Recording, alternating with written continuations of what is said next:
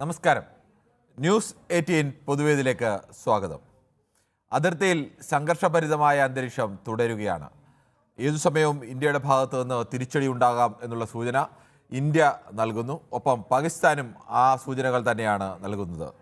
ഇന്നലെ എക്സ്പ്രസ് വേയിൽ അടിയന്തരമായി യുദ്ധവിമാനങ്ങൾക്ക് ലാൻഡ് ചെയ്യേണ്ടി വന്നാൽ ലാൻഡ് ചെയ്യാനുള്ള മിറാഷ് അടക്കമുള്ള വിമാനങ്ങൾക്ക് ലാൻഡ് ചെയ്യാനുള്ള പ്രത്യേക പരിശീലനം അല്ലെങ്കിൽ പരീക്ഷണം ഇന്ത്യ നടത്തി. അതോടൊപ്പം തന്നെ ഇന്ത്യയുടെ വ്യോമാതിർത്തിയിലും ഇന്ത്യ ശക്തമായ രീതിയിലുള്ള മുൻകരുതലുകൾ എടുക്കുന്നു. ഒപ്പം കടലിൽ ഇന്ത്യയിൽ പരീക്ഷണം നടത്തുകയായിരുന്നു. ഒരു ഭാഗത്ത് ഇന്ത്യ ഇങ്ങനെ ശക്തി പരീക്ഷണങ്ങളൊക്കെ നടത്തുമ്പോൾ മറുഭാഗത്ത് പാകിസ്ഥാനും ഇന്നിപ്പോൾ അബ്ലി വെപ്പൺ സിസ്റ്റം 450 കിലോമീറ്റർ ദൈർഘ്യമുള്ള പ്രഹരശേഷിയുള്ള ദൂരത്തേക്ക് അടിക്കാൻ കഴിയുന്ന ഒരു മിസൈൽ കൂടി പരീക്ഷിച്ചിരിക്കുകയാണ്. ഈ സമയത്ത് പാകിസ്ഥാൻ ഇത്തരമൊരു പരീക്ഷണം നടത്തിയത് വളരെ ബോധപൂർവം തന്നെയാണ്. അവർ ഇന്ത്യയെ പ്രകോപിപ്പിക്കുക എന്നുള്ള ലക്ഷ്യം കൂടി ഇത്തരമൊരു പരീക്ഷണത്തിന് പിന്നിലുണ്ട്. ആ പരീക്ഷണത്തിൻ്റെ വാർത്തകൾ പാക് വാർത്താ ഏജൻസികൾ തന്നെ റിപ്പോർട്ട് ചെയ്യുകയും ചെയ്യുന്നുണ്ട്. ലോകരാജ്യങ്ങളുടെ മുന്നിലൊക്കെ യുദ്ധം അവസാനിപ്പിക്കണം, അല്ലെങ്കിൽ അത്തരത്തിലേക്ക് ഇന്ത്യയുടെ ഭാഗത്തു നിന്ന് തിരിച്ചടി അവസാനിപ്പിക്കണമെന്ന് ഒരു ഭാഗത്ത് ആവശ്യപ്പെടുകയും മറുഭാഗത്ത് ഇത്തരം പ്രകോപനം ഉണ്ടാക്കുകയും ചെയ്യുന്ന സ്ഥിതി പാകിസ്ഥാൻ്റെ ഭാഗത്തു നിന്ന് തുടരുകയാണ്.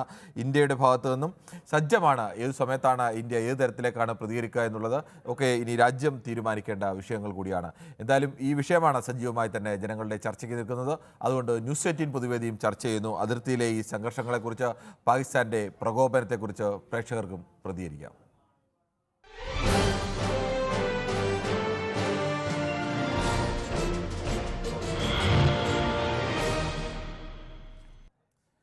ശ്രീ മുഹമ്മദ് മഞ്ചേരിയാണ് ആദ്യ പ്രേക്ഷകനായി എത്തുന്നത്. ശ്രീ മുഹമ്മദ്, ഈ അതിർത്തിയിൽ പാകിസ്ഥാൻ ഇപ്പോൾ ലോകരാജ്യങ്ങളുടെ മുന്നിലൊക്കെ ഇന്ത്യ ഞങ്ങളെ ആക്രമിക്കും, അതുകൊണ്ട് ആ ആക്രമണം ഒഴിവാക്കാൻ നിങ്ങൾ ഇടപെടണം എന്നൊക്കെ ആവശ്യപ്പെട്ടുകൊണ്ട് ലോകരാജ്യങ്ങളൊക്കെ സമീപിച്ചിരിക്കുകയാണ്. അതിനിടയിലൂടെയാണ് അവർ ഒരു ഭാഗത്ത് ഇത്തരം കാര്യങ്ങളൊക്കെ നടത്തുന്നു, മറുഭാഗത്ത് വീണ്ടും പ്രകോപനവുമായി ഇന്നിപ്പോൾ അബ്ലി വെപ്പൺ സിസ്റ്റം എന്ന് പറയുന്ന കരയിൽ നിന്ന് കരയിലേക്ക് 450 കിലോമീറ്റർ അകലെ ലക്ഷ്യത്തിലേക്ക് എത്തിക്കാൻ കഴിയുന്ന അല്ലെങ്കിൽ പ്രഹരം നൽകാൻ കഴിയുന്നു എന്ന് പാകിസ്ഥാൻ അവകാശപ്പെടുന്ന ഒരു മിസൈൽ ഇന്നിപ്പോൾ പരീക്ഷിച്ചിരിക്കുകയാണ്. അതിർത്തിയിൽ ഇങ്ങനെ പ്രകോപനം തുടരുകയാണ് പാകിസ്ഥാൻ. നമസ്കാരമുണ്ട്. എന്താ അവര് തുറന്നാലും നമ്മൾ ഇന്ത്യ വളരെ ശക്തമായിട്ട് പൊരുത്തണം. എല്ലാ നിലക്കും പൊരുതിയിട്ട് അവരെ വമ്പ കടത്തിച്ചണം. യാതൊരു കാരണവശാലും അവരെ ഇനി ഇങ്ങോട്ട് ഈ ഭാഗത്തേക്ക് തിരിഞ്ഞു നോക്കാനായിട്ട് അത്രയും ക്രൂരമായിട്ടാണ് ആ ബഹുമാനപ്പെട്ട മറ്റേ വിനോദസഞ്ചാരത്തിന് പോയ അവരെ കൊന്നതും കൊല്ലിച്ചതും. അതിന് പ്രതികാരം ചെയ്തേ തീരൂ. അതും ഭയങ്കര ഇരട്ടിക്കരട്ടി ചെയ്യണം എന്നുള്ള എൻ്റെ അഭിപ്രായം. ശരി, ശ്രീ ശിവദാസനാണ് ബാലരാമപുരത്തുനിന്നും. ശ്രീ ശിവദാസൻ, ഒരു ഭാഗത്ത് പാകിസ്ഥാൻ്റെ ഭയമുണ്ട് ഇന്ത്യയുടെ ഭാഗത്തു നിന്ന് ഒരു തിരിച്ചടി ഉണ്ടാകുമോ എന്നുള്ളതൊക്കെ.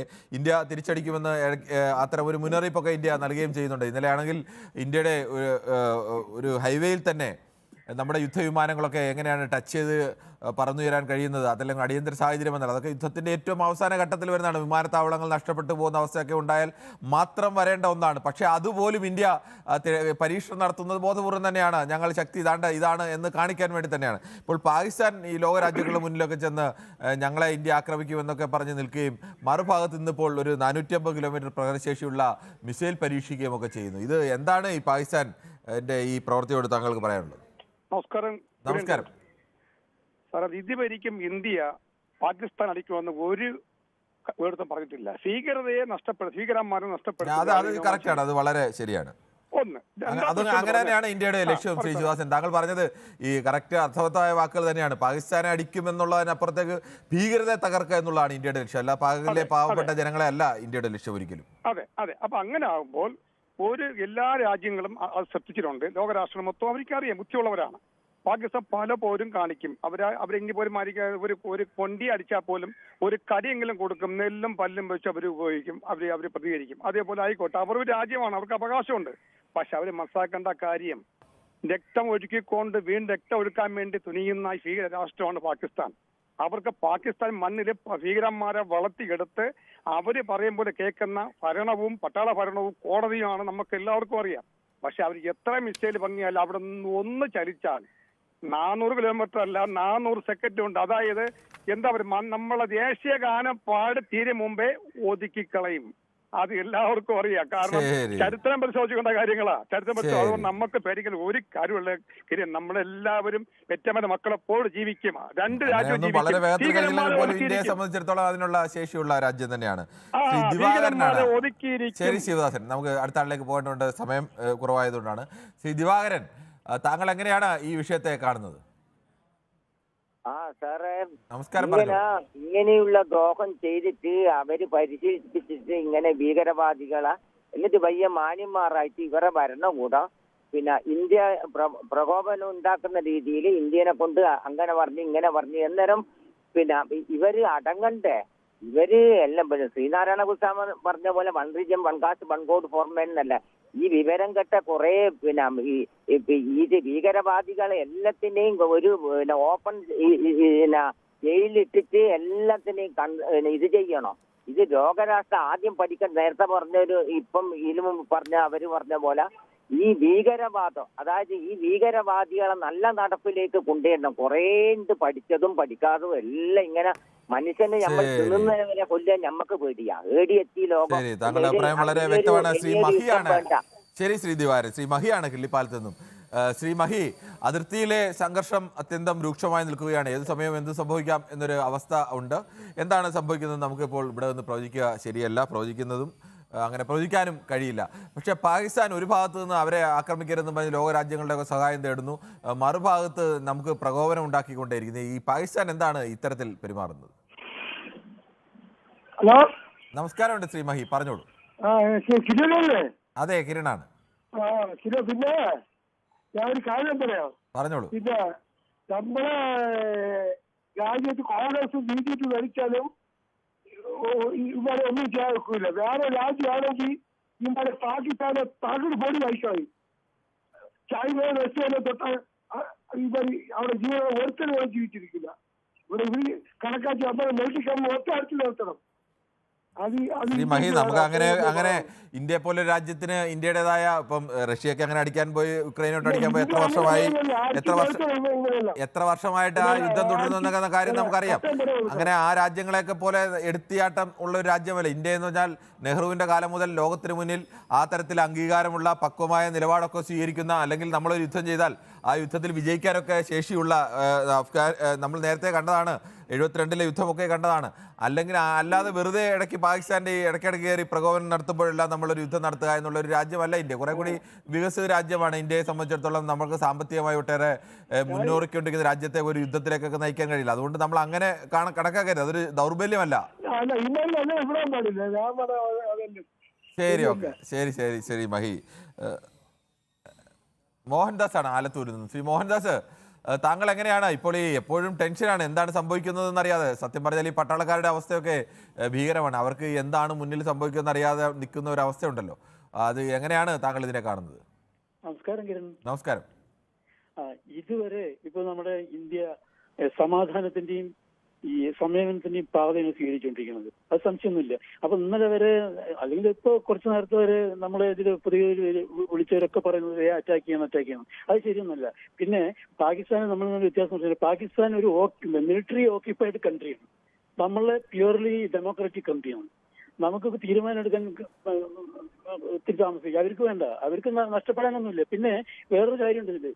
അതായത് ഈ ഭീകരന്മാരെ നമ്മളിപ്പോ 26 പേരെ നമ്മുടെ സഹോദരന്മാരെ കൊന്നില്ലേ, അവര് ഈ കാട്ടിലെ ബങ്കറുകളിൽ ഒളിച്ചിരിക്കണമെന്നാണ് പറയുന്നത്. അപ്പൊ അത് അടുത്ത് 2-3 ദിവസങ്ങൾ പിടിച്ച് തെളിവ് സഹിതമാണ് പിന്നെ ബാക്കിയുള്ള അറ്റാക്കും കാര്യങ്ങളും ഉണ്ടാവുക. അത് ഉറപ്പ് തന്നെയാണ്.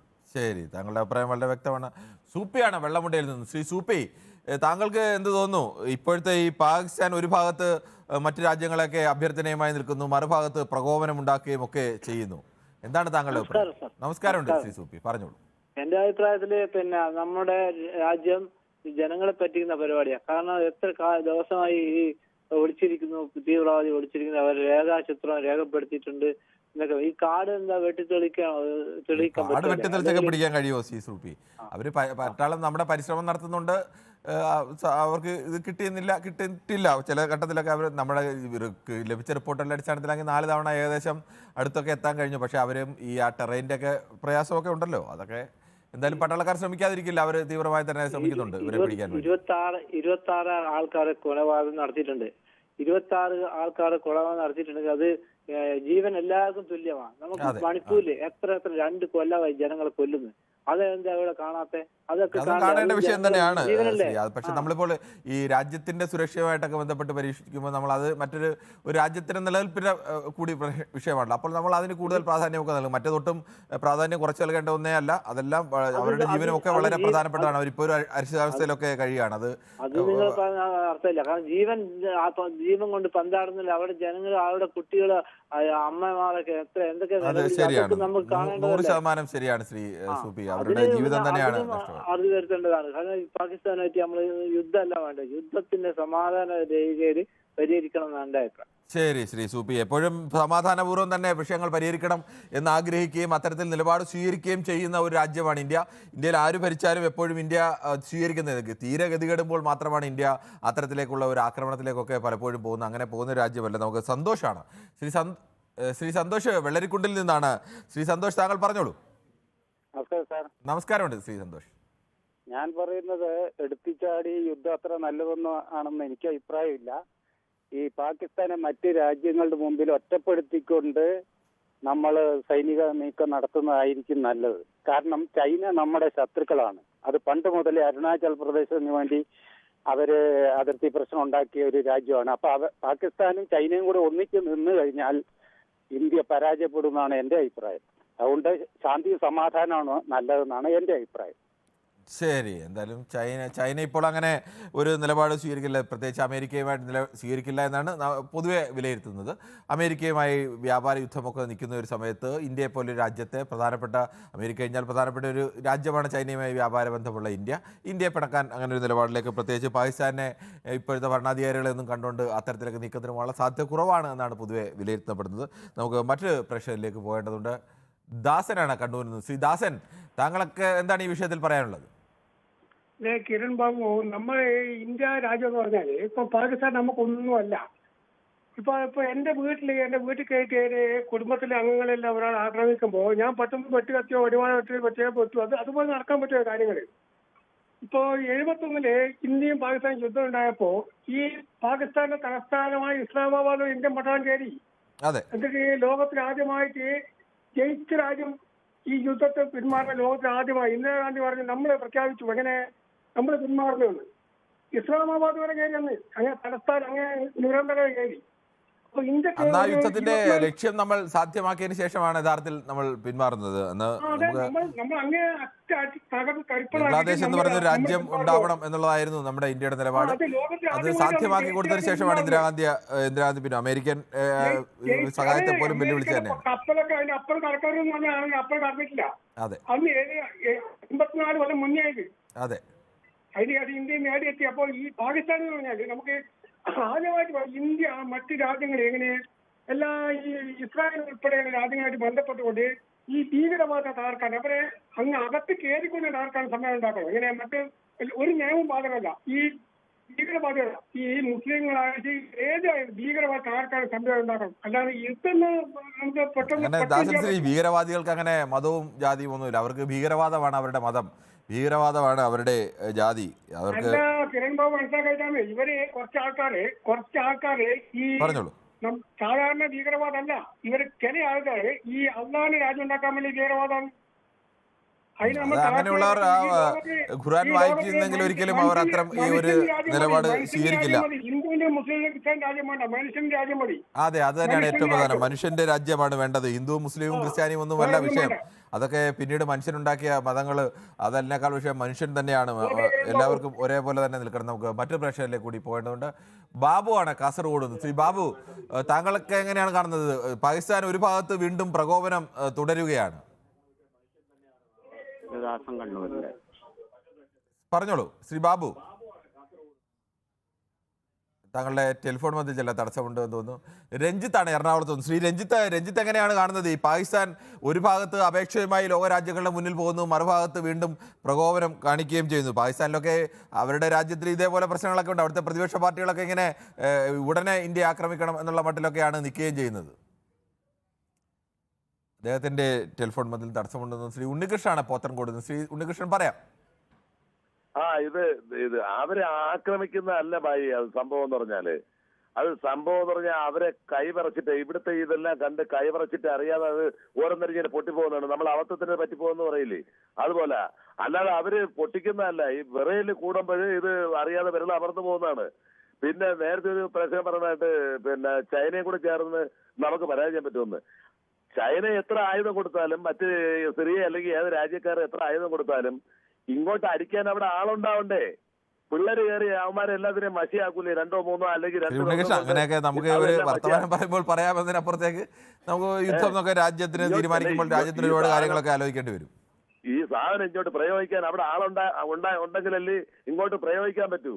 അവസാനം ചൈനയുടെ മിസൈൽ മാത്രമേ അവിടെ കാണൂ. അത് അവസാനം പുഴുങ്ങി തിന്നാനേ പറ്റുള്ളൂ ചൈനയ്ക്ക് തന്നെ. ശരി ഉണ്ണികൃഷ്ണൻ, നമ്മൾ വൈകാരികമായിട്ട് ഒരു ഘട്ടം കഴിഞ്ഞു. നമ്മൾ കുറെ കൂടി ചിന്തിച്ച് ആ തരത്തിലേക്കൊക്കെയാണ് പ്രതികരിക്കേണ്ടത്.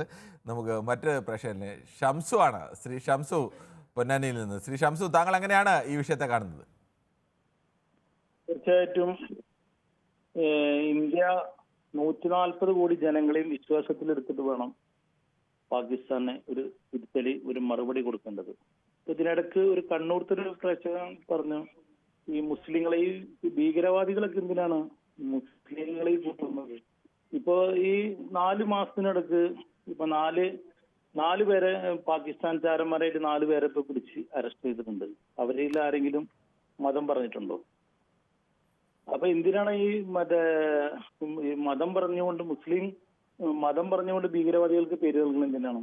ഒരിക്കലും ശരിയല്ല. ഒറ്റക്കെട്ടായി നിന്നുകൊണ്ട് ഏത് രാജ്യമാണെങ്കിലും ഇന്ത്യയിലെ 140 കോടി ജനങ്ങളും ഈ ഇപ്പോഴത്തെ ഗവൺമെന്റ് BJP സർക്കാരിന് പിന്തുണ കൊടുത്തിട്ടുണ്ട്. ഒരിക്കലും മറക്കാൻ പറ്റാത്ത ഒരു തിരിച്ചടി പാകിസ്ഥാന് കൊടുക്കണം. നമ്മുടെ 28 പൗരന്മാരാണ് അവര് കയറി ഭീകരവാദികൾ കയറി രക്തസാക്ഷികളാക്കിയിട്ടുണ്ട്. അതിന് തീർച്ചയായിട്ടും മറുപടി കൊടുക്കണം. താങ്കളുടെ അഭിപ്രായം വളരെ വ്യക്തമാണ്. ഏതെങ്കിലും ഒരു വിഷയത്തിൽ ഐക്യത്തോടു കൂടി നിൽക്കേണ്ട ഘട്ടത്തിൽ ഏതെങ്കിലും ഒരു മതത്തെ തെരഞ്ഞുപിടിച്ച് ആക്രമിക്കുന്നത് ശരിയല്ല. ശ്രീ ശിവപ്രസാദ് കെ പറയുന്നു, മതഭീകരവാദത്തിനെതിരെ ലോകരാജ്യങ്ങളുടെ പിന്തുണ ഉറപ്പുവരുത്തിയിട്ട് ഒരു ആക്രമണം നടത്തുക എന്നാണ് ഇന്ത്യ സ്വീകരിക്കേണ്ട നയം. ആത്യന്തിക വിജയം നേടാൻ ഇത് സഹായിക്കുമെന്ന് പറയുന്നു.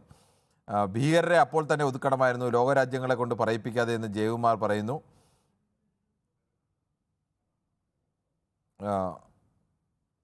മറ്റേ സംഭാഷണങ്ങളൊക്കെ പരസ്പരമുള്ള സംഭാഷണങ്ങളൊക്കെ കൂടിയാണ്.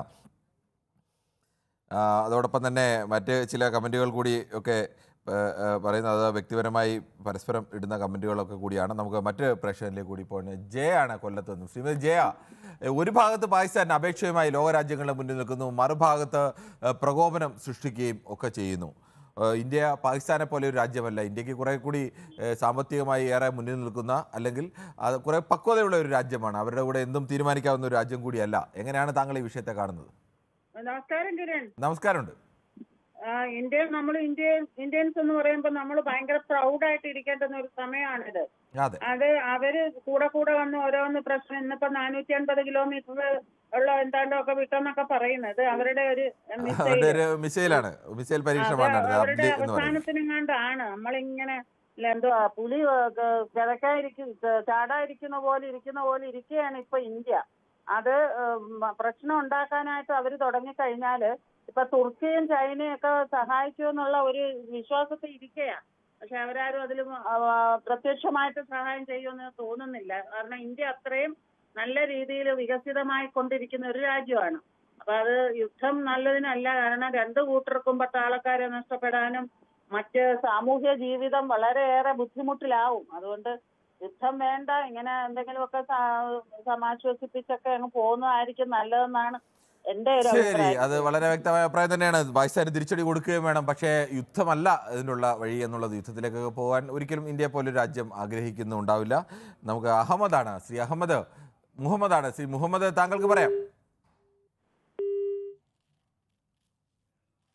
ശ്രീ മുഹമ്മദിൻ്റെ ടെലിഫോൺ ബന്ധത്തിൽ ചില തടസ്സങ്ങളുണ്ട് എന്ന് തോന്നുന്നു. ഇന്ന് എനിക്കൊന്ന് 3-4 പേരുടെ ടെലിഫോൺ ബന്ധത്തിൽ അങ്ങനെ ഇടയ്ക്കിടയ്ക്ക് ചില തടസ്സങ്ങൾ വന്നു. ക്ഷമിക്കുക. എന്തായാലും ശ്രീ മനോജാണ് ആലപ്പുഴയിൽ നിന്ന്. ശ്രീ മനോജ്, താങ്കൾക്ക് പറയാം. മനോജ് മാരാരിക്കുളമാണ്. മനോജ് മാരാരിക്കുളം, പറഞ്ഞോളൂ. സ്ഥിരമായിട്ടുള്ള ഒരു പേഴ്സൺ. അതെ അറിയാം, മാരാരിക്കുളം ഒക്കെ അറിയാം. കിരൺ സാറിന്റെ പ്രത്യേകം അഭിനന്ദനങ്ങൾ. ശൈലിയെല്ലാം നല്ലതായിട്ടുണ്ട്. നമുക്ക് ഒരു പ്രേക്ഷകർക്ക് പ്രതികരിക്കാൻ പറ്റുന്ന ഒരു അവസരം ഇത് മാത്രമേ ഉള്ളൂ. അതെ, അതുകൊണ്ടാണ് നമ്മൾ ഈ പരിപാടി ഇങ്ങനെ നടത്തുന്നത്. നമ്മൾ അങ്ങോട്ട് ഏകപക്ഷീയമായി ഇവിടെ നിന്ന് ആങ്കർമാർ അങ്ങോട്ട് പറഞ്ഞാൽ മാത്രം പോരാ, അല്ലെങ്കിൽ മാധ്യമപ്രവർത്തകർ അങ്ങോട്ട് പറഞ്ഞാൽ മാത്രം പോരാ. നാട്ടുകാർക്ക്, ജനങ്ങൾക്ക്, ആത്യന്തികമായ ജനങ്ങളാണല്ലോ ഇതെല്ലാം കാണേണ്ടതും തീരുമാനിക്കേണ്ടതും ഒക്കെ ആളുകൾ. ജനങ്ങൾക്ക് പറയാനുള്ളത് തിരിച്ചു കേൾക്കുക കൂടി വേണമല്ലോ. പറഞ്ഞു. രണ്ടാമത് ഞാൻ BJP-ക്കാരനാണ്. കൃത്യമായിട്ട് ഇവിടുത്തെ മറ്റുള്ള മാധ്യമങ്ങൾ കൃത്യമായിട്ട് നമ്മുടെ ഇന്ത്യയുടെ കൃത്യമായ വാർത്തകൾ ഇങ്ങോട്ട് എത്തുന്നില്ല, കേരളത്തിൽ എത്തുന്നില്ല. അതിൽ ന്യൂസ് 18 കൃത്യമായിട്ട് സത്യസന്ധത പാലിക്കുന്നുണ്ടെന്നാണ് എൻ്റെ ഒരു വിശ്വാസം. നമ്മൾ ഒരു നാഷണൽ നെറ്റ്വർക്കിന്റെ ഭാഗമാണ്. നമുക്ക് 18 ചാനലുകളൊക്കെ ഉണ്ട്. അപ്പോൾ സ്വാഭാവികമായും അത്തരം ചാനലുകളിൽ നിന്നെല്ലാം ജമ്മു കാശ്മീരിൽ നമ്മുടെ ഉണ്ട്, ജമ്മു കാശ്മീർ ലഡാക്കിൽ നമ്മുടെ ചാനലുണ്ട്. അവിടെ ഓരോ സ്ഥലത്തും കേരളത്തിലൊക്കെ ഉള്ള റിപ്പോർട്ടർമാരെ പോലെ തന്നെ നമുക്ക് റിപ്പോർട്ടർമാരുണ്ട്. ഇന്ത്യയിലെ പ്രധാനപ്പെട്ട സംസ്ഥാനങ്ങളെല്ലാം നമുക്ക് റിപ്പോർട്ടർമാരുണ്ട്. അതുകൊണ്ട് അവിടെയൊക്കെ നടക്കുന്ന കാര്യങ്ങൾ വേഗത്തിൽ, ഏജൻസികളുടെയും സഹായമില്ലാതെ വേഗത്തിൽ നമുക്ക് ലഭ്യമാവും. അല്ല, സന്തോഷമുണ്ട്. ഓക്കെ. ഇപ്പൊ നടക്കുന്ന വിഷയത്തിൽ ഇന്ത്യ സമയം എടുക്കുന്നത് വേറൊന്നുമല്ല. ഇത് തിരിച്ചടി കൃത്യമായിട്ടുണ്ടാവും. അത് കഴിഞ്ഞ പുൽവാമ ആക്രമണത്തിൽ സംഭവിച്ചതുപോലെ തന്നെ കൃത്യമായ സമയത്ത് ഇന്ത്യൻ നരേന്ദ്രമോദി സർക്കാർ കൃത്യമായ പ്രതികരണം ഉണ്ടാവുമെന്ന് എനിക്ക് വിശ്വാസമുണ്ട്. ശരി, താങ്കളുടെ അഭിപ്രായം എങ്ങനെയാണ്? ശ്രീ ബിജു ആണ് തിരുവല്ലയിൽ നിന്നും. ശ്രീ ഗോളാന്തര യാത്ര പറയുന്നു, കോഴിക്കോട് മെഡിക്കൽ കോളേജിലെ മരണത്തെക്കുറിച്ച് ചർച്ചയാകാമായിരുന്നു. നോർത്ത് ഇന്ത്യയിലായിരുന്നെങ്കിൽ പത്രക്കാർ ആഘോഷിച്ചേനെ എന്നായിരിക്കും ഉദ്ദേശിച്ചത്. ഈ കോഴിക്കോട് മെഡിക്കൽ കോളേജിലെ മരണത്തെക്കുറിച്ച് ചർച്ച ആവേണ്ടത് തന്നെയാണ്. പക്ഷേ ഇപ്പോൾ ആ ചർച്ചയ്ക്കുള്ള എങ്ങനെയാണ് അവിടെ തീപിടുത്തം ഉണ്ടായത്, ഇനി പുക ശ്വസിച്ചാണോ ആളുകൾ മരിച്ചത്, അല്ലാതെയാണോ ആളുകൾ മരിച്ചത് എന്നൊന്നും വ്യക്തതയില്ലാതെ ഒരു ഘട്ടത്തിൽ നമ്മൾ അത്തരം വിഷയങ്ങളിൽ ആധികാരികമായി ആളുകൾ പ്രതികരിക്കുമ്പോൾ അങ്ങനെ അഭിപ്രായം പറയുന്നത് ശരിയല്ല എന്നതുകൊണ്ടാണ് അത്തരം വിഷയത്തിൻ്റെ ചർച്ച നമ്മൾ ഒഴിവാക്കിയത്. അതിനകത്ത് ഏതെങ്കിലും തരത്തിൽ വീഴ്ച ഉണ്ട് എന്ന് കണ്ടു കഴിഞ്ഞാൽ സ്വാഭാവികമായും അത്തരം വിഷയങ്ങളൊക്കെ നമ്മൾ ഈ പൊതുവേദിയിൽ മാത്രമല്ല നമ്മുടെ പ്രൈം ഡിബേറ്റിലും എല്ലാം അത്തരം വിഷയങ്ങളെല്ലാം ചർച്ച ചെയ്യും. അതിന് യാതൊരു സംശയവും വേണ്ട. അതിനു മുമ്പ് നമ്മൾ ചർച്ച ചെയ്യുന്നത് നമുക്ക് ആരുടെ ഭാഗത്താണ് തെറ്റുണ്ടായത്, ഇനി മരണം അങ്ങനെയാണോ എന്നൊക്കെ അറിയാനുള്ള സമയമല്ല. ശ്രീ ജോസ് ആണ് കോട്ടയത്ത്. ശ്രീ ജോസ്, താങ്കൾക്ക് പറയാം. ശ്രീ ജോസ്, കേൾക്കാമോ? ജോസിന്റെ ടെലിഫോൺ ബന്ധത്തിലും ചില തടസ്സമുണ്ടെന്ന് കണക്ട് ചെയ്ത ശേഷം 1-2 പേരുടെ സുബ്രഹ്മണ്യനാണ് എറണാകുളത്ത്. ശ്രീ സുബ്രഹ്മണ്യൻ, താങ്കൾ എങ്ങനെയാണ് ഈ അതിർത്തിയിലെ സംഘർഷത്തെ കാണുന്നത്? എനിക്ക് തോന്നുന്നു നമ്മൾ കഴിഞ്ഞ തവണ 2-3 തവണ നമുക്ക് അബദ്ധങ്ങൾ പറ്റി. കാശ്മീരിന്റെ ഒരു ഭാഗം പോയി. പറഞ്ഞോളൂ, കേൾക്കാം. ചൈന ആക്രമിച്ചിട്ട് കുറച്ച് ഭാഗം പോയി. ഇപ്പൊ ഇന്ത്യയുടെ സൈന്യം വളരെ ശക്തമാണ്. പക്ഷെ എനിക്ക് തോന്നുന്നു യുദ്ധമല്ല വേണ്ടത്. അമേരിക്ക ഒസാമ ബിൻ ലാദനെ തകർത്ത പോലെയും മൊസാദ് ഹമാസിനെ അടിക്കുന്ന പോലെ അവരുടെ ടെറർ ഫാക്ടറി മുഴുവൻ നശിപ്പിക്കണം. അതാണ് എൻ്റെ ഒരു അഭിപ്രായം. ശരി, അവരുടെ ടെറർ ഫാക്ടറി തന്നെയാണ് നശിപ്പിക്കേണ്ടത്. ലോകത്തിൽ തന്നെ ഭീഷണിയായി നിൽക്കുകയാണ് പാകിസ്ഥാൻ. പലപ്പോഴും അത്തരം ടെറർ ഗ്രൂപ്പുകളെയൊക്കെ ഊട്ടി വളർത്തുന്ന ആളുകൾ കൂടിയാണ് അവർ. പലപ്പോഴും ഇങ്ങനെ പാലൂട്ടി വളർത്തുന്നതിൻ്റെ അനുഭവം ആ രാജ്യത്തിന് തന്നെയുണ്ട്. ഇന്ത്യക്കൊപ്പം വളരേണ്ട ഒരു രാജ്യമായിരുന്നു. പക്ഷേ എന്ത് ചെയ്യാം, ആ രാജ്യം പിന്നാക്കാവസ്ഥയിലേക്ക് പോയതിന് പ്രധാനപ്പെട്ട ഒരു കാരണം കൂടി ഇതൊക്കെയാണെന്ന് ഇപ്പോൾ അവിടുത്തെ മന്ത്രി തന്നെ ഇടയ്ക്ക് തുറന്നു സമ്മതിക്കുകയും ഒക്കെ ചെയ്തിരുന്നു. എന്തായാലും നമുക്ക് മറ്റൊരു പ്രശ്നത്തിലേക്ക് കൂടി പോകേണ്ടതുണ്ട്. ബിജി എബ്രഹാമാണ് ചെങ്ങന്നൂരിൽ നിന്നും. ശ്രീ ബിജി എബ്രഹാം, ഈ അതിർത്തിയിലെ സംഘർഷത്തെ, പാക് പ്രകോപനത്തെ, ഇന്ത്യയുടെ നീക്കങ്ങളെ താങ്കൾ എങ്ങനെയാണ് കാണുന്നത്? പാകിസ്ഥാനിൽ നിന്നുള്ള നിരന്തരമായിട്ടുള്ള ഇത്തരം ആക്രമണങ്ങള് വലിയ പ്രതിസന്ധി നമ്മുടെ രാജ്യത്ത് സൃഷ്ടിക്കുന്നുണ്ട്. പക്ഷേ യുദ്ധമല്ല അതിനൊരു പരിഹാരമെന്ന് ഞാൻ ഉറച്ചു വിശ്വസിക്കുന്നു. കാരണം യുദ്ധം കൊണ്ട് ആരും യഥാർത്ഥത്തിൽ ജയിക്കില്ല. അൾട്ടിമേറ്റ് ആയിട്ട് ഒരു വിജയം ഒരു രാജ്യത്തിന് നേടാൻ സാധിക്കുമെന്ന് ഞാൻ കരുതുന്നില്ല. മാത്രമല്ല, പാകിസ്ഥാനെക്കാട്ടിലും നഷ്ടപ്പെടാൻ ഏറെയുള്ളത് നമ്മുടെ രാജ്യത്താണ്. എങ്ങനെയായാലും പതിറ്റാണ്ടുകൾ തന്നെ നമ്മുടെ രാജ്യത്തിന്റെ വികസനം പുറകോട്ടടിക്കും. സാമ്പത്തികമായിട്ട് വലിയ ബുദ്ധിമുട്ടുകൾ ഒരു യുദ്ധം സൃഷ്ടിക്കും. ഒപ്പം തന്നെ നമ്മുടെ രാജ്യത്തും ധാരാളം പട്ടിണിയും തൊഴിലില്ലായ്മയും പ്രതിസന്ധികളുണ്ട്. അതൊന്നും കൂടെ രൂക്ഷമാകാനേ യുദ്ധം സഹായിക്കത്തുള്ളൂ. മറിച്ച് ആധുനിക കാലത്ത് രാഷ്ട്രങ്ങളെ ഈ യുദ്ധം കൂടാതെ തന്നെ നിയന്ത്രിക്കുന്നതിന് വേണ്ട അന്താരാഷ്ട്ര ഇടപെടലുകളാണ് അഭികാമ്യം. അത് ഇപ്പം ഇന്ത്യ സ്വീകരിച്ചിരിക്കുന്നത് പോലെ ഉള്ള നയതന്ത്ര ഇടപെടലുകളും അല്ലെങ്കിൽ വെള്ളം പങ്കുവെക്കുന്നതുമായി ബന്ധപ്പെട്ട് ആദ്യം സ്വീകരിച്ചിരിക്കുന്ന നടപടി, അതൊക്കെ കുറച്ചുകൂടെ കാലം എടുക്കുമായിരിക്കും. ഇന്ത്യയിൽ നിന്ന് ഒഴുകുന്ന നദി പാകിസ്ഥാനിലേക്ക് നമുക്ക് പൂർണ്ണമായിട്ട് ഇപ്പോഴത്തെ സാഹചര്യത്തിൽ തടയാൻ പറ്റുമെന്നൊന്നും എനിക്കറിയത്തില്ല. പക്ഷെ അങ്ങനെ തടയാൻ കഴിയില്ല. നദിയുടെ ഒഴുക്കൊന്നും നമുക്ക് തടയുന്നതിനൊക്കെ ഒരുപാട് പരിമിതികളൊക്കെ ഉണ്ട്. അതെ അതെ അതെ അതെ എന്തായാലും അല്പം സമയം എടുത്താണെങ്കിൽ പോലും ഇവരെ പ്രതിരോധിക്കാൻ വേണ്ട നടപടികൾ നമ്മൾ സ്വീകരിക്കേണ്ടതുണ്ട്. അത് ഏത് മാർഗമാണെന്നുള്ളത് കൂടി ആലോചിച്ചെടുക്കേണ്ടതാണ്. പക്ഷെ യുദ്ധം അതിനൊരു പരിഹാരമല്ല. ശരി, താങ്കളുടെ അഭിപ്രായം വളരെ വ്യക്തമാണ്. ആളുകളൊക്കെ കൂടുതൽ ആളുകൾ അത്തരം ഒരു പക്വതയാർന്ന അഭിപ്രായത്തിലേക്ക് വരുന്നു എന്നത് സ്വാഭാവികമായും പ്രതീക്ഷ നൽകുന്ന ഘടകം തന്നെയാണ്. നമുക്ക് മറ്റ് പ്രശ്നത്തിലേക്ക് കൂടി വിജയകുമാറാണ്. ശ്രീ വിജയകുമാർ, താങ്കൾ അട്ടപ്പാടി എന്നാണ്. ശരി, ഓക്കെ ശ്രീ വിജയകുമാർ, സന്തോഷം. താങ്കൾ വിളിച്ചതിൽ വലിയ സന്തോഷം. എന്നാൽ താങ്കൾ പറഞ്ഞോളൂ. എല്ലാരും പറയുന്ന മാതിരി യുദ്ധം പിന്നെ അനാവശ്യമാണ്, അല്ലെങ്കിൽ ചെയ്യാൻ പാടില്ലാത്തതാണ്. ഇത് പാകിസ്ഥാന് മാത്രം ഇന്ത്യയിലോട് യുദ്ധം ചെയ്യുക, അല്ലെങ്കിൽ അവർ യുദ്ധം ചെയ്യുകയല്ലല്ലോ ചെയ്യുന്നത്. യുദ്ധമാണെങ്കിൽ നമുക്ക് ഒരാൾ ആയുധം എടുത്ത് നമ്മളോട് നേരിടുകയാണെന്നുണ്ടെങ്കിൽ അയാളുടെ ഇരിക്കുന്ന ആയുധം എല്ലാം വെച്ചാണ്. ഇവർ തീവ്രവാദത്തിലൂടെ നമ്മളെ നേരിടുമ്പോഴത്തേനും ഇവരോട് സൗമ്യമായ ഭാഷയിൽ നമ്മൾ എന്ന് സമാധാനം പറയാം. ഗാന്ധിജി പറഞ്ഞ മാതിരി അല്ലെങ്കിൽ ഈ സമാധാന പ്രിയർ പറയുന്ന മാതിരി എന്നെ കൊല്ലരുത് എന്നൊന്ന് ഇവരോട് പറഞ്ഞു കഴിഞ്ഞാൽ ഇവർക്ക് മനസ്സിലാവോ? ഇപ്പൊ ഇന്ത്യയിൽ മരിച്ചിരിക്കുന്ന ഒരുപാട് നിരപരാധികളാണ്. പറഞ്ഞു മനസ്സിലായോ? ഇവരോട് നിങ്ങൾ ഞങ്ങളെ തല്ലരുത് എന്ന് പറഞ്ഞു കഴിഞ്ഞ് എത്ര കാലമായി, അതായത് 1947 സ്വാതന്ത്ര്യം കിട്ടിയ ഇന്ത്യ, ഈ 47 അതിനു മുമ്പ് ഇന്ത്യയുടെ പിന്നെ പാകിസ്ഥാൻ, നമ്മുടെ ഒരു പാകിസ്ഥാന്റെ പല ഭാഗങ്ങളും നമ്മുടെ ഇന്ത്യയുടെ ഒറ്റ രാജ്യത്തിന്റെ ഭാഗങ്ങളായിരുന്നു, ഭാഗമായിരുന്നു. ഈ കാശ്മീർ, അധിനിവേശ കാശ്മീരും ഇവർ കാലാകാലങ്ങളെ എത്ര വർഷങ്ങളായിട്ട് ഇന്ത്യയെ ദ്രോഹിച്ചുകൊണ്ടിരിക്കുന്നതാണ്. ഈ ദ്രോഹം കൊണ്ട് മൊത്തം നമ്മുടെ സാമ്പത്തിക വ്യവസ്ഥ മൊത്തം തകർന്നടിഞ്ഞുകൊണ്ടിരിക്കുന്ന ഒരു സാഹചര്യമാണുള്ളത് ഇവരുടെ ഇത്. ഇപ്പൊ ഒരു യുദ്ധമുണ്ടായാൽ മാത്രം സാമ്പത്തിക നല്ല തകരാറിലാവും എന്ന് പറയുന്നതിൽ കാര്യമൊന്നുമില്ല. വിജയകുമാർ, എപ്പോഴും വിജയകുമാർ അതിനകത്തൊരു വിഷയം, നമ്മൾ അവർക്ക് അർഹമായ തിരിച്ചടി കൊടുക്കാൻ ശേഷിയുള്ള രാജ്യമാണ്. അതോടൊപ്പം തന്നെ ഇന്ത്യ ഒരു വളരുന്ന സാമ്പത്തിക ശക്തിയാണ്. അങ്ങനത്തെ ഒരു രാജ്യത്തിന് എടുത്തു ചാടി ഒരു യുദ്ധത്തിലേക്ക് പോവുക എന്നൊക്കെ പറഞ്ഞാൽ പരമാവധി യുദ്ധം ഒഴിവാക്കാനാവും ഇന്ത്യ ആര് ഭരിച്ചാലും എല്ലാവരും ശ്രമിക്കുക. അത് സാമ്പത്തികമായിട്ടൊക്കെ നമ്മളെ പിന്നോട്ടടിക്കുക. അതുകൊണ്ട് സ്വാഭാവികമായും യുദ്ധത്തിന് പകരമുള്ള മറ്റ് തിരിച്ചടികളെ കുറിച്ചായിരിക്കും എപ്പോഴും ആലോചിക്കുക. ഇനി ആവശ്യം വന്നാൽ ഇതൊക്കെ ചില സന്ദർഭങ്ങളിൽ ആവശ്യമായി വരികയും ചെയ്യും. സഹോദര, ഒരൊറ്റ കാര്യം കൂടെ ചോദിച്ചിട്ട് ഞാൻ നടത്താം. അതായത് നിങ്ങൾ ഒരു മാധ്യമ പ്രവർത്തകനല്ലേ? അതെ. നിങ്ങളുടെ ചെവിക്കലിന് ഒരു പ്രാവശ്യം അടിച്ചു കഴിഞ്ഞാൽ നിങ്ങൾ ക്ഷമിക്കും. ക്രിസ്തു പറഞ്ഞ രണ്ടാമത്തെ ചെവിക്കലിനും അടിച്ചു കഴിഞ്ഞാൽ രണ്ടാമതും ക്ഷമിക്കും. മൂന്നാമത് തെരുതര എങ്ങനെയാന്ന് പൂശുകയെന്ന് പറഞ്ഞു കഴിഞ്ഞാൽ ഇവനോടൊക്കെ എന്തിനു ക്ഷമിക്കണമെന്നാണ് ഞാൻ ചോദിക്കുന്നത്. ശരി ശ്രീ വിജയകുമാർ, അത് ക്ഷമിക്കുക എന്നുള്ളതിനല്ല. യുദ്ധം എന്ന് പറയുന്നതും തിരിച്ചടി നൽകുക എന്ന് പറയുന്നതും ഒക്കെ അത് പലതരത്തിലൊരു രാജ്യത്തിന് തിരിച്ചടി നൽകാൻ കഴിയും നമുക്ക്. ഇപ്പോൾ അത് നമ്മൾ ഓൾറെഡി ചെയ്തുകൊണ്ടിരിക്കുകയാണല്ലോ. നമ്മൾ എപ്പോഴും വൈകാരികമായിട്ടല്ല, യുദ്ധം ആവശ്യമായി വന്നാൽ അത്തരത്തിനും ശേഷിയുള്ള ഒരു രാജ്യം തന്നെയാണ് ഇന്ത്യ, അതിന് യാതൊരു സംശയവുമില്ല. നമുക്ക് മറ്റൊരു പ്രേക്ഷകരിലേക്ക് കൂടി പോവാണ്. വിജയനാണ് കൊല്ലത്തുനിന്ന്. ശ്രീ വിജയൻ, താങ്കൾ എങ്ങനെയാണ് ഈ അതിർത്തിയിലെ സംഘർഷാവസ്ഥയെ ഏത് നിമിഷവും എന്തും സംഭവിക്കാവുന്ന അവസ്ഥയിലൊക്കെ നിൽക്കുക എന്നൊക്കെ പറയുന്നത് അതിനെ കാണുന്നത്? നമസ്തേ സാറേ, ഞാൻ ഇപ്പൊ ഇതിന്റെ രണ്ട് പ്രാവശ്യം ഞാൻ ഓൾറെഡി ഇതിന് പ്രതികരിച്ച് കഴിഞ്ഞതാ. പിന്നെ എനിക്കിതിനകത്ത് ഇപ്പൊ പറയാനുള്ളൊരു കാര്യം എന്ന് പറഞ്ഞു കഴിഞ്ഞാൽ സാറേ, ഇതിനകത്ത് എല്ലാവരും ഒരുമിച്ച് നിൽക്കുന്നു എന്നുള്ളതാ ഞാൻ ഇതിനകത്ത് നിന്ന് മനസ്സിലാക്കുക കൂടുതലും. കാരണം വിളിക്കുന്നവര് രംസായാലും പിന്നെ സുബിനായാലും ആരായാലും എല്ലാരും വിളിക്കുന്നവരെല്ലാരും ഒരേ മനസ്സോട് കൂടിയാണ് നിൽക്കുന്നത്. അത് തന്നെ ഒരു വലിയ കാര്യമാണ്. ശരി ശ്രീ വിജയൻ, അത് വളരെ പ്രധാനപ്പെട്ടതാണ്. ഇന്ത്യക്കാർ മറ്റെല്ലാ അഭിപ്രായ വ്യത്യാസങ്ങളും മാറ്റിവെച്ചുകൊണ്ട് ഐക്യത്തോടു കൂടി നിൽക്കുന്നു. ഇന്ത്യയിലെ പ്രതിപക്ഷം തന്നെ ഇന്ത്യ ഏത് ശക്തമായ തീരുമാനമെടുക്കുമ്പോഴും അതിനെല്ലാം ഒപ്പമുണ്ട് എന്ന് ആവർത്തിച്ച് പറയുന്ന ഒരു പ്രതിപക്ഷം, രാഷ്ട്രീയ പാർട്ടികളും ജനങ്ങളും ഒക്കെ നിൽക്കുന്നുണ്ട്. പക്ഷേ അതിനിടയിലും ചില ആളുകൾ എല്ലാ ഭാഗത്തു നിന്നും കുത്തിത്തിരിപ്പിന് വേണ്ടിയുള്ള ശ്രമങ്ങൾ നടത്തുന്നുമുണ്ട്. അതൊക്കെ നമ്മൾ അത്തരക്കാരെ എല്ലാ കാലത്തും ഉണ്ടാകുകയും ചെയ്യും. അവരെയൊക്കെ അതിജീവിച്ച് തന്നെയാണ് രാജ്യം എപ്പോഴും മുന്നോട്ട് പോകുന്നത്. നമുക്ക് മറ്റൊരു പ്രശ്നത്തിലേക്ക് വിജയകുമാറാണ് തിരുവനന്തപുരത്ത്. ശ്രീ വിജയകുമാർ, താങ്കൾക്ക് പറയാം. നമസ്കാരം സാറേ.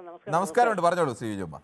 സാറേ, ഇത് ശരിക്കും പറഞ്ഞു കഴിഞ്ഞാൽ നമുക്ക് എന്തെങ്കിലും ഒരു കാര്യങ്ങൾ ചെയ്യുന്നതിന് മുമ്പിട്ട് എല്ലാ ആൾക്കാരും ആഗ്രഹിക്കുന്നത് ഇത് നമുക്ക് എന്ത് പ്രശ്നം വന്നാലും അതിനെ ഫേസ് ചെയ്യാൻ ഒരു ബേസ് വേണം. അപ്പോൾ അത് തീർച്ചയായിട്ടും നമുക്ക് മൊത്തം യുഎൻ നേഷൻസ് കംപ്ലീറ്റ് നമുക്ക് സപ്പോർട്ടാണ്. അപ്പോൾ അത് മെയിൻ ഒരു പ്രശ്നം. രണ്ടാമത് അവരെ ഒരുപാട് വിഷമിപ്പിക്കുന്ന കാര്യങ്ങൾ നമ്മൾ ചെയ്തുകൊണ്ടിരിക്കുക. നമ്മളെ എത്ര വിഷമിപ്പിക്കുന്നുണ്ടോ അതിൻ്റെ ഇരട്ടിക്ക് നമ്മൾ കൊടുത്തുകൊണ്ടിരിക്കുക. അത് യുദ്ധത്തിലൂടെയല്ല, അത് ബേസിക്കായിട്ടുള്ള കാര്യം. പിന്നെ നമുക്ക് ശരിക്കും പറഞ്ഞ് നമുക്കൊരു തെറ്റ് പറ്റിയെന്ന് പറഞ്ഞാൽ സാറേ, ഈ 71 യുദ്ധത്തിന് പിടിച്ചെടുത്ത് ആ ഭാഗങ്ങൾ ഈ കറാച്ചി വരെ പിടിച്ചെടുത്തു. പക്ഷെ അത് കൊടുക്കുന്നതിന് മുമ്പായിട്ട് നമുക്കുള്ള ഭാഗങ്ങളെല്ലാം നമുക്ക് ഒന്ന് പ്രൊട്ടക്ട് ചെയ്തിരുന്നുണ്ടെങ്കിൽ തീർച്ചയായിട്ടും വിജയകുമാർ, അതൊക്കെ ഓരോ കാലത്ത് എടുക്കുന്ന തീരുമാനങ്ങൾ. ആ കാലത്ത് ഇന്ത്യ സാധാരണഗതിയിൽ യുദ്ധങ്ങളൊക്കെ ആരും ജയിക്കുകയും ആരും പരാജയപ്പെടുകയും ചെയ്യാതെ രണ്ടു കൂട്ടരും യഥാർത്ഥത്തിൽ പരാജയപ്പെട്ട് നിർത്തുന്ന ഒരു ഘട്ടത്തിൽ ഇന്ദിരാഗാന്ധിയുടെ നേതൃത്വത്തിൽ അന്ന് ഒരു യുദ്ധം നടത്തുകയും അവിടെ ബംഗ്ലാദേശ് രൂപപ്പെടുകയും ഒക്കെ ചെയ്തതാണ്. ഇന്ത്യ വിജയിച്ചൊരു യുദ്ധമാണ് എന്നതുകൂടി നമ്മൾ ആലോചിക്കണം. അത്തരം ഒരു ലോക യുദ്ധത്തിന്റെ ചരിത്രത്തിൽ തന്നെ അടയാളപ്പെടുത്താൻ കഴിയുന്ന ഒരു യുദ്ധമാണ് അത് എന്നതുകൂടി ഓർക്കണം നമുക്ക്. എന്തായാലും നമുക്ക് മറ്റൊരു പ്രശ്നത്തിലേക്ക് കൂടി പോകേണ്ടതുണ്ട്. ജെയ്സൺ ആണ് പാലയിൽ നിന്ന്. ശ്രീ ജെയ്സൺ, താങ്കൾക്ക് എന്താണ് ഈ വിഷയത്തിൽ പറയാനുള്ളത്? ഞാൻ ജെയ്സൺ. ഞാൻ ആദ്യമായിട്ട് പറയാൻ ഉദ്ദേശിച്ച പല കാര്യങ്ങൾക്കും താങ്കൾ ഉചിതമായ മറുപടി കൊടുക്കുന്നുണ്ട്. അതായത് പ്രധാനമായിട്ടും സാർ, ഇത് ജനങ്ങളെല്ലാം വിചാരിക്കുന്ന പോലെ ഒരു ദിവസം കൊണ്ട് പാകിസ്ഥാൻ ഇന്ത്യയുടെ മുന്നിൽ ഒന്നുമല്ല അങ്ങ് തീർത്ത് കളയുക. അതൊക്കെ സർക്കാരിന് സമ്മർദ്ദം കൊടുക്കുക, അവർക്ക് ചെയ്യാനറിയാം. ഒന്നുമല്ലെങ്കിൽ ഇവരാരും ഇസ്രായേൽ പാലസ്തീനെ തകർത്തോലെ അതൊരു ആണവരാഷ്ട്രമാണെന്നും അതൊരു അന്തവും കുന്തവും ഇല്ലാത്ത രാജ്യമാണെന്നും ആദ്യം ജനങ്ങൾ മനസ്സിലാക്കണം. അപ്പൊ സമചിത്തതയോടെ വളരെ അവധാനതയോടെ ചെയ്യേണ്ട കാര്യത്തിന് സോഷ്യൽ മീഡിയയിലും മറ്റും അനാവശ്യമായി 5 മിനിറ്റ് കൊണ്ട് തീർക്കാൻ പോലും ഇല്ല പാകിസ്ഥാൻ എന്നുള്ള ഈ കൊലവിളിക്ക് അതൊരു ആണവ രാജ്യമാണെന്നുള്ള ഒരു തിരിച്ചറിവെങ്കിലും നമുക്കുണ്ടാണ്. അത് BJP സർക്കാരിന് അത് ചെയ്യാൻ അറിയാം. അതുപോലെ താങ്കൾ ഇപ്പോൾ പറഞ്ഞ പോലെ അവരെന്താണോ ആഗ്രഹിച്ചത്, ഒരു വിഭജനമാണ് ആഗ്രഹിച്ചത്. പേര് ചോദിച്ച് മുസ്ലിം ആണോ ഹിന്ദു ആണെന്ന് ചോദിച്ചു വന്നപ്പോൾ അത് തന്നെ നമ്മൾ ഇവിടെ ഏറ്റെടുക്കുകയാണ് സോഷ്യൽ മീഡിയയിൽ. അത് പാടില്ല, ജനങ്ങൾ ഒന്നിച്ചു നിൽക്കണമെന്നാണ്. വളരെ പ്രധാനപ്പെട്ട അഭിപ്രായമാണ് ശ്രീ ജെയ്സൺ പറഞ്ഞത്. വളരെ പക്വതയോടുകൂടിയുള്ള അഭിപ്രായ പ്രകടനം തന്നെയാണ് ശ്രീ ജെയ്സന്റെ ഭാഗത്തു നിന്നുണ്ടായത്. പാകിസ്ഥാനെ അങ്ങനെ അങ്ങോട്ട് കയറി ഒരു 3 മണിക്കൂർ കൊണ്ടോ അല്ലെങ്കിൽ 2 മിനിറ്റ് കൊണ്ടൊന്നും തീർക്കാൻ കഴിയുന്ന ഒരു രാജ്യം ഒന്നുമല്ല. പാകിസ്ഥാനും ഒരു പ്രധാനപ്പെട്ട സൈനിക ശക്തി തന്നെയാണ്. ഇന്ത്യയിൽ സൈന്യശക്തി 4ാമത്തെ ശക്തിയാണെങ്കിൽ പാകിസ്ഥാൻ 12ാമത്തെ വലിയ ശക്തിയാണ്. സൈനിക മിലിറ്ററി വാച്ച് മാഗസിൻ്റെ കണക്കനുസരിച്ച് ഇന്ത്യ ടയർ 2 ടൈപ്പിൽപ്പെടുന്ന സൈനിക ശക്തിയാണെങ്കിൽ അവർ ടയർ 3 ടൈപ്പിൽപ്പെടുന്നതാണ്. അങ്ങനെ ഒരു പെട്ടെന്ന് ഏത് ചെറിയ രാജ്യമായ പോലും അങ്ങനെ ഒരാളെ ചെയ്തു തീർക്കുക. അതൊക്കെ ഈ സോഷ്യൽ മീഡിയയിൽ ആളുകൾക്ക് അത്തരം ഈ യുദ്ധമൊന്നും പറഞ്ഞാൽ അത് രസമായി കാണുന്ന ആളുകൾ പോലുമുണ്ട്. അത്തരം കമൻറ്റുകളൊക്കെ ഇടും. അതിനപ്പുറത്തേക്ക് പക്വതയോടുകൂടി പ്രതികരിക്കേണ്ട ഉത്തരവാദിത്തമുള്ളവരാണ് രാജ്യം. അതുകൊണ്ടാണ് അത്തരത്തിൽ പ്രതികരിക്കുകയും ചെയ്യുന്നത്. എന്തായാലും നമുക്ക് ഒരു ചെറിയ ഇടവേളയിലേക്ക് പോകേണ്ടതുണ്ട്. ഇടവേള ശേഷം വീണ്ടും പൊതുവേദി തുടരും.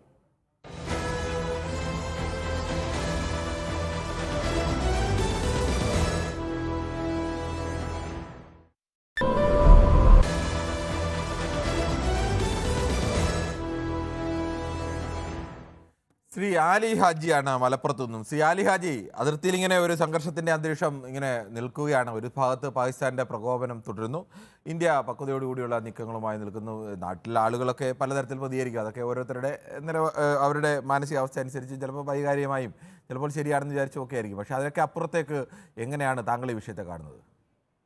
നമ്മള് ഇന്ത്യയും പാകിസ്ഥാനും വിഭജിച്ചതിന്റെ ശേഷം ഒരുപാട് യുദ്ധങ്ങൾ നമ്മൾ കണ്ടിട്ടുണ്ട്. ഹലോ, കേൾക്കാം, പറഞ്ഞോളൂ. ഇന്ത്യയും പാകിസ്ഥാനും വിഭജിച്ചതിന്റെ ശേഷം ഒരുപാട് യുദ്ധങ്ങൾ ഉണ്ടായിട്ടുണ്ട്. പക്ഷെ അന്നൊക്കെ ആദ്യം ഇന്ദിരാഗാന്ധി ഉള്ള കാലഘട്ടത്തിൽ ഫസ്റ്റ് യുദ്ധം ചെയ്തപ്പോ അന്ന് അമേരിക്ക പാകിസ്ഥാന്റെ കൂടെയായിരുന്നു. അന്നാണ് 7ാം പട കപ്പൽ വരുന്നത് പറഞ്ഞപ്പോ അന്ന് സദ്ദാം ഹുസൈൻ എന്ന് പറഞ്ഞ ഒരു ധീര പുരുഷനുണ്ടായിരുന്നു ഇറാഖിൽ. അദ്ദേഹമാണ് എന്റെ സുയസ് കനാലിൽ കൂടി പാകിസ്ഥാന്റെ കപ്പൽ പോകില്ല എന്ന് പറഞ്ഞത്. പക്ഷേ നമ്മൾ ചിന്തിക്കേണ്ടത് പാകിസ്ഥാൻ എന്ന് പറഞ്ഞത് അവർക്ക് തീവ്രവാദമാണ് അവരെ ഒരു ആദ്യത്തെ അജണ്ട. അത് ആര് എന്നുള്ളതല്ല, അവരുടെ സ്വന്തം നാട്ടിൽ പള്ളികളുടെ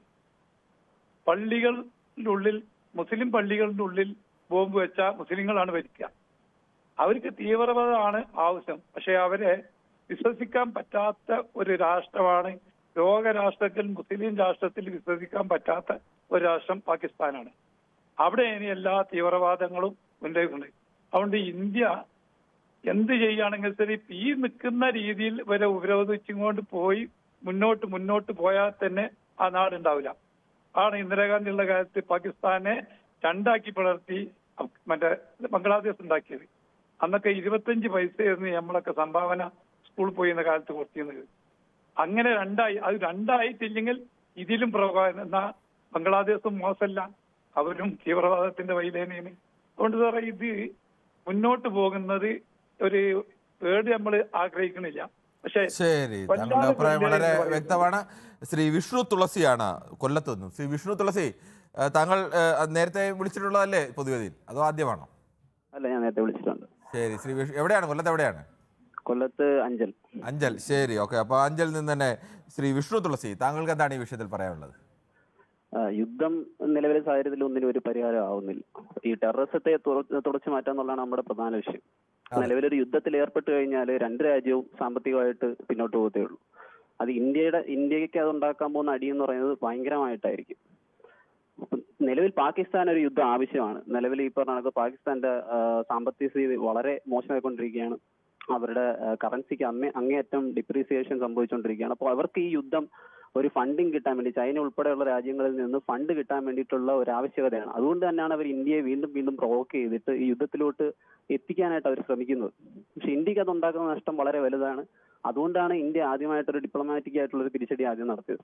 അത് തന്നെയാണ് ഏറ്റവും നല്ലത്. ആ ഒരു ഡിപ്ലോമാറ്റിക് തിരിച്ചടി അവരെ വീണ്ടും സാമ്പത്തികമായിട്ട് ബുദ്ധിമുട്ടിച്ചുകൊണ്ടേ ഇരിക്കുകയാണ്. ആയുധങ്ങളെക്കാൾ കരുത്തുണ്ട് പലപ്പോഴും അത്തരം നയതന്ത്ര തിരിച്ചടികൾക്ക്. അത് ലോകത്തെ കൂടി, പാകിസ്ഥാനെ കൂടി ബോധ്യപ്പെടുത്തിക്കൊണ്ടിരിക്കുകയാണ് ഇന്ത്യ. നമുക്ക് മറ്റൊരു പ്രശ്നത്തിലേക്ക് പോകേണ്ടതുണ്ട്. ബാലകൃഷ്ണനാണ് കോഴിക്കോട് നിന്നും. ശ്രീ ബാലകൃഷ്ണൻ, താങ്കൾ എങ്ങനെയാണ് ഈ വിഷയത്തെ സമീപിക്കുന്നത്? ഞാൻ ഈ അവസരത്തിലേ പറഞ്ഞു ഭഗവത്ഗീതയിലെ ചെറിയ വാചകം ഉച്ചരിച്ചുകൊണ്ട് കാര്യങ്ങൾ പറയാതെ 5000 സംവത്സരങ്ങൾക്ക് മുമ്പ് കുരുക്ഷേത്ര യുദ്ധഭൂമി തളർന്നു പോയ പാർത്ഥൻ അർജുനന് ശ്രീകൃഷ്ണൻ ഒരു ഉപദേശം നൽകിയിട്ടുണ്ട്. അതായത് നിനക്ക് ഒരു പരിധി വരെ മാത്രമേ സ്വജനങ്ങളെ, സ്വന്തക്കാരെയൊക്കെ രക്ഷിക്കാൻ ആ ഭാഗത്ത് നിൽക്കാൻ കഴിയുള്ളൂ.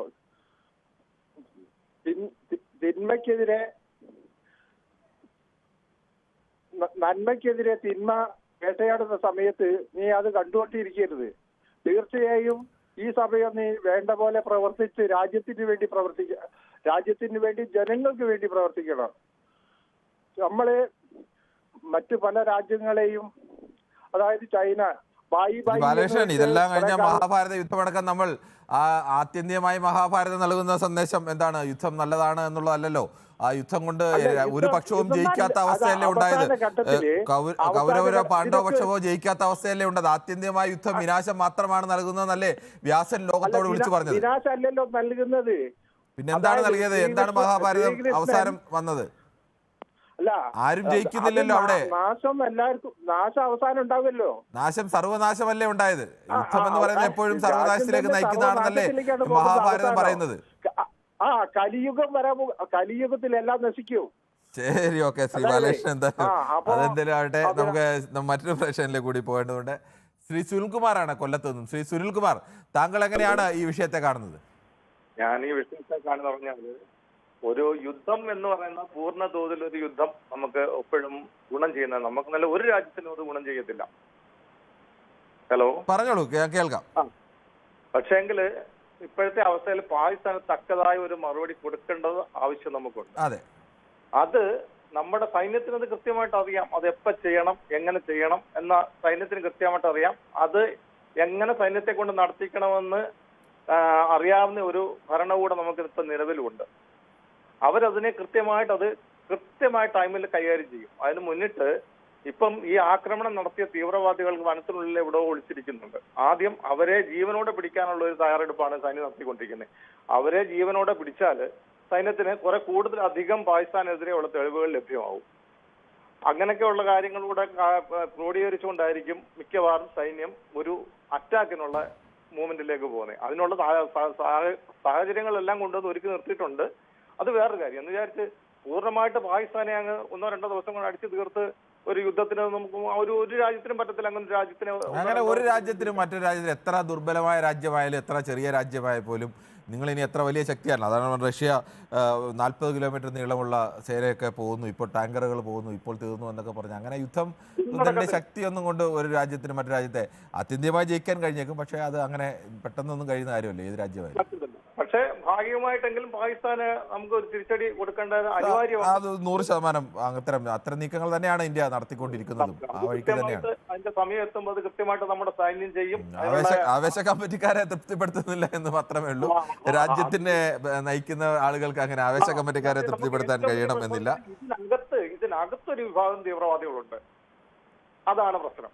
ശരി, ഓക്കെ. എന്തായാലും ശ്രീ അബൂബക്കറാണ് വയനാട് നിന്ന്. ശ്രീ അബൂബക്കർ, താങ്കൾ എന്താണ് ഈ വിഷയത്തിൽ പറയുന്നത്? ഞാന് എന്റെ അഭിപ്രായത്തിൽ യുദ്ധം ഒരിക്കലും ഇങ്ങനെയുള്ള ഒരു പ്രശ്നങ്ങൾ ഉണ്ടാകുന്ന സാഹചര്യത്തിൽ യുദ്ധം ഒരിക്കലും നമുക്ക് ഒരു ശാശ്വതമായ പരിഹാരമല്ല എന്നുള്ളതാണ് എന്റേതുള്ളത്. തീവ്രവാദികൾ എന്നും തീവ്രവാദികളായിരിക്കും. അവർക്ക് ജാതിയോ മതമോ ഒന്നും ഒരിക്കലും അവർക്കില്ല. തീവ്രവാദികൾ അവര് ജാതി നോക്കിയോ മതം നോക്കിയിട്ടല്ല ചെയ്യുന്നത്. അവരവരുടെ ഭീകര പ്രവർത്തനങ്ങൾ നടത്തുകയാണ്. യുദ്ധം കൊണ്ട് രണ്ട് രാജ്യങ്ങളും, ഇന്ത്യ ആണെങ്കിലും പാകിസ്ഥാൻ ആണെങ്കിലും, അത് യുദ്ധം നടത്തി കഴിഞ്ഞാൽ പരാജയപ്പെടുക മാത്രമാണ് ചെയ്യുക. പക്ഷെ ഇതിനുള്ള പോംവഴി മറ്റുള്ള രാജ്യം, ഇപ്പം റഷ്യ തൊട്ടടുത്ത രാജ്യത്ത് യുദ്ധം നടത്തിയിട്ട് കാലങ്ങളായി, ഒരിക്കലും ആർക്കും വിജയം കിട്ടിയിട്ടില്ല. ഇസ്രായേൽ പലസ്തീനിൽ യുദ്ധം ചെയ്യുന്നുണ്ട്, ആർക്കും വിജയം കിട്ടിയിട്ടില്ല. പക്ഷെ നമ്മൾ ചിന്തിക്കേണ്ടത് തീവ്രവാദികളെ ഏത് രീതിയിലാണോ അവരെ സംരക്ഷിക്കുന്നത്, ആ സംരക്ഷിക്കുന്ന ആളുകളെ പുറത്തു കൊണ്ടുവരിക. ഇപ്പം നമുക്ക് ചെന്നൈ വഴി ഇവര് തീവ്രവാദികൾ ശ്രീലങ്കയിൽ കടന്നു എന്ന് നമ്മൾ ന്യൂസിൽ കാണുന്നുണ്ട്. ശ്രീലങ്കയിൽ ഉണ്ടെങ്കിൽ അവരുമായി കമ്മ്യൂണിക്കേഷൻ ചെയ്ത് ആ തീവ്രവാദികളെ എങ്ങനെയൊക്കെ നമുക്ക് പിടിക്കാൻ പറ്റുമോ അവരെ പിടിക്കുക. യുദ്ധമല്ല അതിന് ശാശ്വത പരിഹാരം.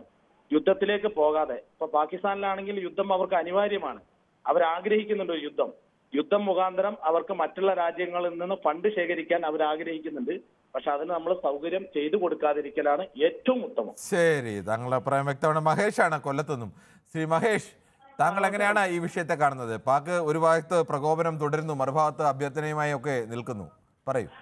രണ്ട് സാഹചര്യം വിലയിരുത്തുന്നതിനോ അതിന്റെ ഒരു കമന്റ് പറയുന്നതിനോ ഒരു വ്യക്തിപരമായിട്ട് ഞാൻ ആളല്ല. പക്ഷെ ഈ ഒരു സാഹചര്യത്തിലേക്ക് കൊണ്ടുചെന്ന് എത്തിച്ച വേറെ കുറച്ച് കാര്യങ്ങളെ കുറിച്ച് ഇതുവരെ ഒരു കേരളത്തിലെ മാധ്യമങ്ങൾ ചർച്ച ചെയ്തതായിട്ട് കണ്ടിട്ടില്ല.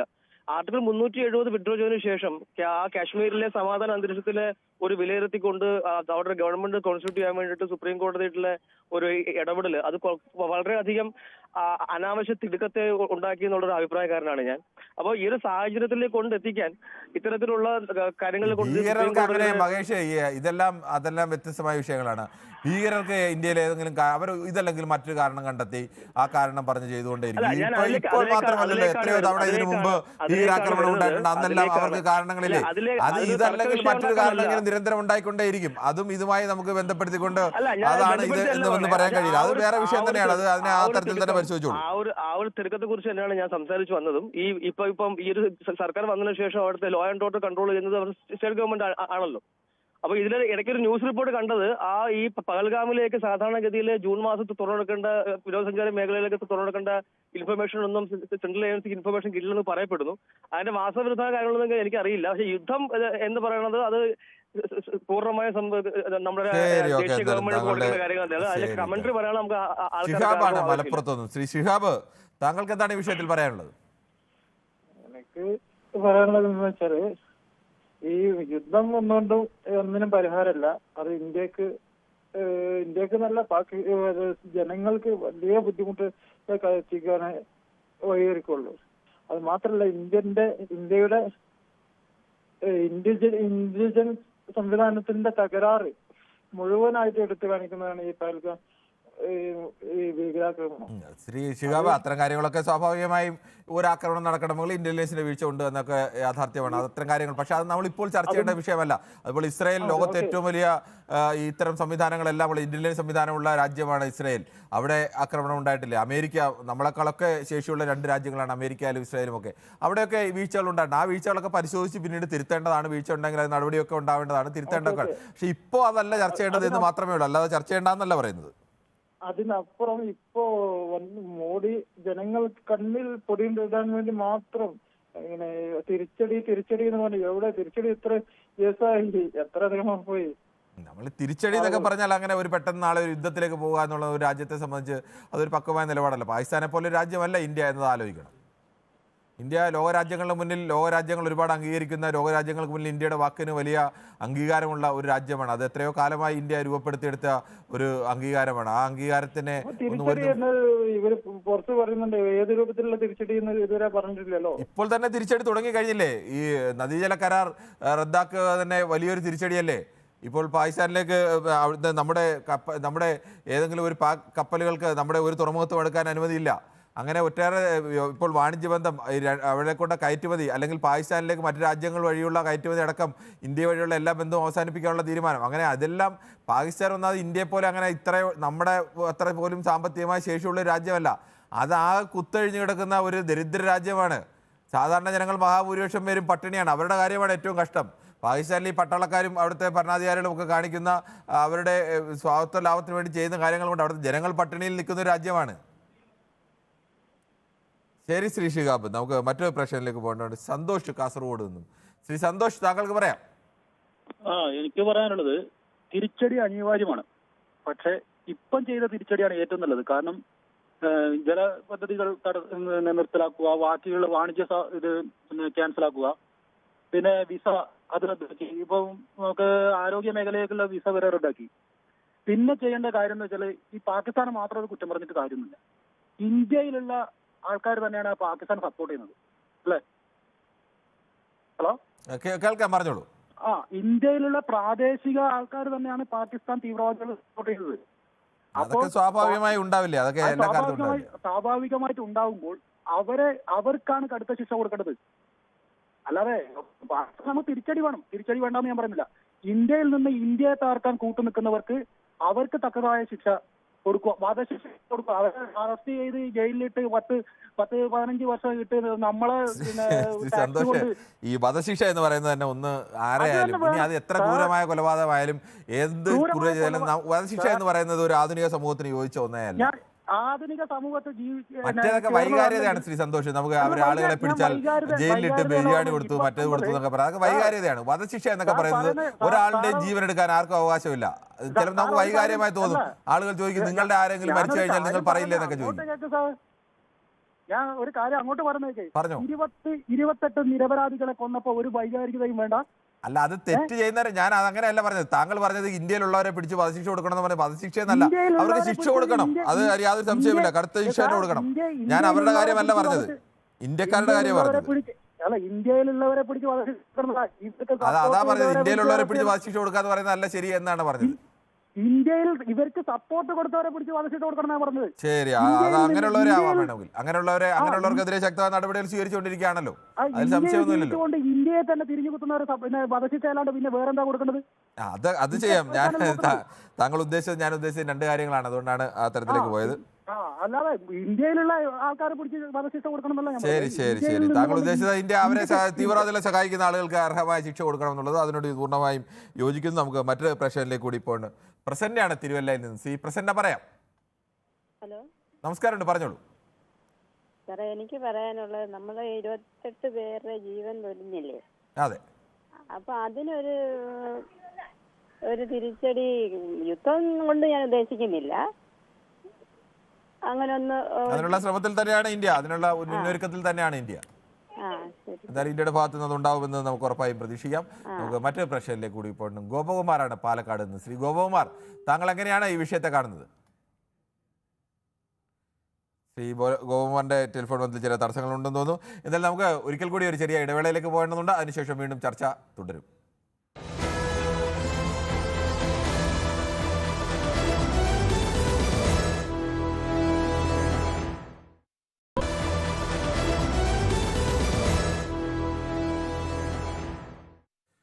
നമ്മുടെ പൊതുവേദിയിൽ ചർച്ച തുടരുകയാണ്. അതിനിടയിൽ ചില യൂട്യൂബ് കമൻറ്റുകൾ കൂടി വായിക്കേണ്ടതുണ്ട്. പണ്ട് അത് മെഡിക്കൽ കോളേജിൻ്റെ വിഷയമാണ്. മെഡിക്കൽ കോളേജിൻ്റെ വിഷയം നമ്മൾ നേരത്തെ പറഞ്ഞിരുന്നു, അത് എന്തുകൊണ്ടാണ് ചർച്ചയ്ക്ക് എടുക്കാത്തത് എന്നുള്ളത്. അതോടൊപ്പം തന്നെ മറ്റ് ഭീകരർ ശ്രീലങ്കയിൽ കടന്നു വന്ന വാർത്ത, കൊളംബോയിൽ പരിശോധന നടക്കുന്നു എന്ന് പറയുന്നു. യുദ്ധം നടക്കുന്നത് ഇന്ത്യക്ക് വേണ്ടിയാണ്. എത്രയോ നിരപരാധികൾ നമ്മുടെ ഇന്ത്യയിൽ മരണപ്പെട്ടിരിക്കുന്നത്. ആരുടെയെങ്കിലും ക്ഷമിക്കുമോ? നമ്മുടെ കുടുംബത്തിൽ ഒരാൾ ഇങ്ങനെ സംഭവിച്ചാൽ അപ്പോൾ തിരിച്ച് മറുപടി ഉണ്ടാവണമെന്ന് പറയുന്നു. അത് വിശാഖ് സംഗീതയാണ് പറയുന്നത്. ഫറൂഖ് സല്ലാല പറയുന്നു, ഒന്നും ചെയ്യില്ല, നാം പറയുന്നു നമ്മൾ 4ാം സ്ഥാനം, 29 പേരെ മതം ചോദിച്ചു കൊന്ന യുദ്ധം ചെയ്യാത്ത എന്ത് യുദ്ധം ചെയ്യാത്തത് പാകിസ്ഥാൻ. താങ്കളൊന്ന് കുറച്ചുകൂടി ഒന്ന് വൃത്തിയായിട്ട് എഴുതിയാൽ താങ്കൾ എന്താണ് ഉദ്ദേശിച്ചത് മനസ്സിലാവുന്ന രീതിയിൽ വായിക്കാൻ കഴിയും. അബൂബക്കർ, ജാതിയല്ലാതെ ഭീകരർ എന്താണ് ചോദിച്ചത് എന്ന് സുനിൽകുമാർ ചോദിക്കുന്നു. സുനിൽകുമാർ, ആ ഭീകരരുടെ ഉദ്ദേശം ഇന്ത്യയെ മുസ്ലിമും ഹിന്ദുവും ക്രിസ്ത്യാനിയും ഒക്കെ തമ്മിൽ പരസ്പരം പോരടിപ്പിക്കണം എന്നുള്ളതായിരുന്നു. ആ ഉദ്ദേശത്തിലാണ് ചെയ്തത്. അവരുടെ ഉദ്ദേശത്തിൽ സുനിൽകുമാറും പോയി വീണു പോകരുത്, അതാണ് കൃത്യമായി അദ്ദേഹം പറഞ്ഞത്. അങ്ങനെ അവരുടെ ലക്ഷ്യത്തിലേക്കല്ല നമ്മൾ വീണു പോകേണ്ടത് എന്നുള്ളത്. യുദ്ധം വേണം, അത് പണ്ടേ ഉള്ളതാണ്. നമ്മൾ നേരത്തെ അതേ കമൻറ്റ് തന്നെയാണ് വീണ്ടും ആവർത്തിച്ചിരിക്കുന്നത്. രാജശേഖരനാണ്. ശ്രീ രാജശേഖരൻ, താങ്കൾ എങ്ങനെയാണ് ഈ വിഷയത്തെ സമീപിക്കുന്നത്? ഹലോ സാർ, ഞാൻ ഇതിനെ കാണുന്നത്, നമ്മള് ഇപ്പൊ പാകിസ്ഥാനുമായിട്ട് പല പ്രാവശ്യം നമ്മൾ യുദ്ധം ചെയ്തിട്ടുണ്ട്. പാകിസ്ഥാനുമായിട്ട് യുദ്ധം ചെയ്തെന്ന് പറഞ്ഞിട്ട് ഭീകരവാദം അവസാനിക്കില്ല. ഭീകരവാദികൾക്ക് ഈ രാജ്യത്തുനിന്ന് കിട്ടുന്ന സപ്പോർട്ട് ഇല്ലാതെ ഒരു രാജ്യത്തിനും ഈ രാജ്യത്ത് ഭീകരപ്രവർത്തനം നടത്താൻ സാധിക്കില്ല.